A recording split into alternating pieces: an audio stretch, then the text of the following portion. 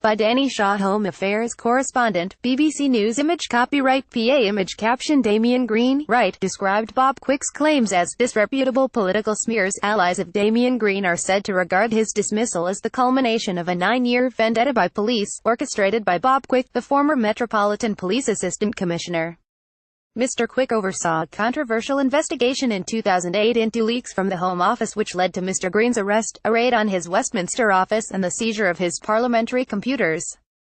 The Scotland Yard officer faced such heavy criticism over the inquiry that when he made a security blunder in April 2009, inadvertently revealing details of an anti-terror operation, support for him quickly drained away and he resigned.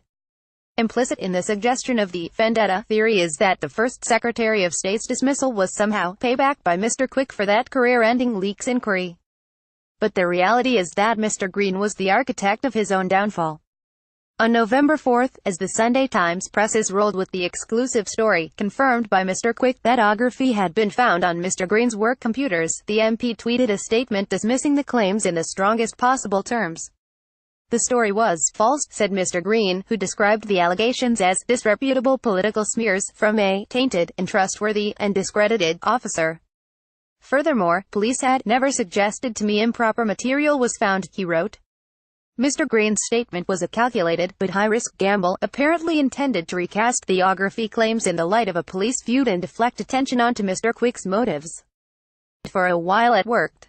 Indeed, a week later, when the Met Commissioner at the time, Sir Paul Stephenson, told the BBC that he too had been aware of the autography find, the cabinet minister repeated his assertion that he had never been told about improper material on his parliamentary computers, claiming again that the disclosure was being made for ulterior motives. But as the Cabinet Office inquiry has now established, Damian Green's statements were misleading and inaccurate. In fact, as Health Secretary Jeremy Hunt has acknowledged, his former colleague lied. Mr. Green knew about the autography all along. Police had told his lawyers in 2008 and then discussed it with him in 2013. Only Mr. Green can explain why he denied all knowledge of the material. Mr. Hunt suggested on the Today program, on BBC Radio 4, it was something he didn't mean to say, but Mr. Green said it twice, which indicates it was rather more than a slip of the tongue. His vehement protestations of innocence and counter-accusation against Bob Quick had the effect of ratcheting up the row when it might have served his interests better to dampen it down.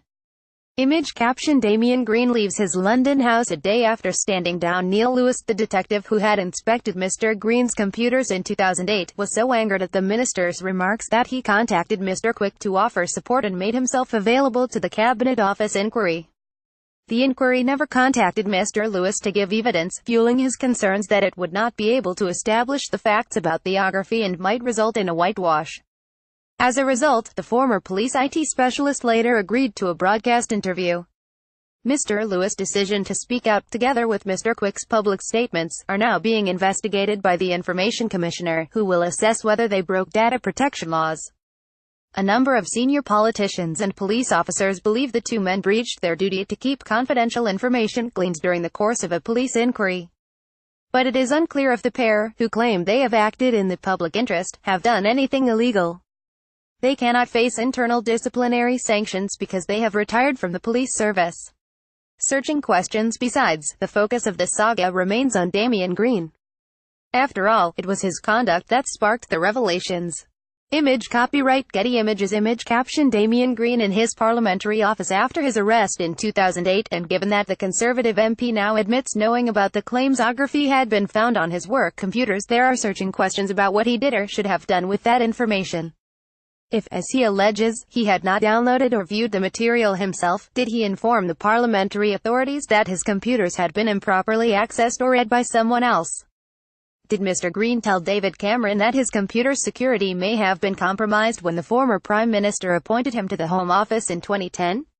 And was Theresa May informed about it when Mr. Green was her policing minister? Between 2012 and 2014, and later when she rejuvenated his political career by bringing him into the cabinet, there may be wider issues for the police, particularly where the boundaries lie between maintaining confidentiality and exposing alleged wrongdoing. But that should not detract from the bigger questions facing a cabinet minister who failed to tell the truth.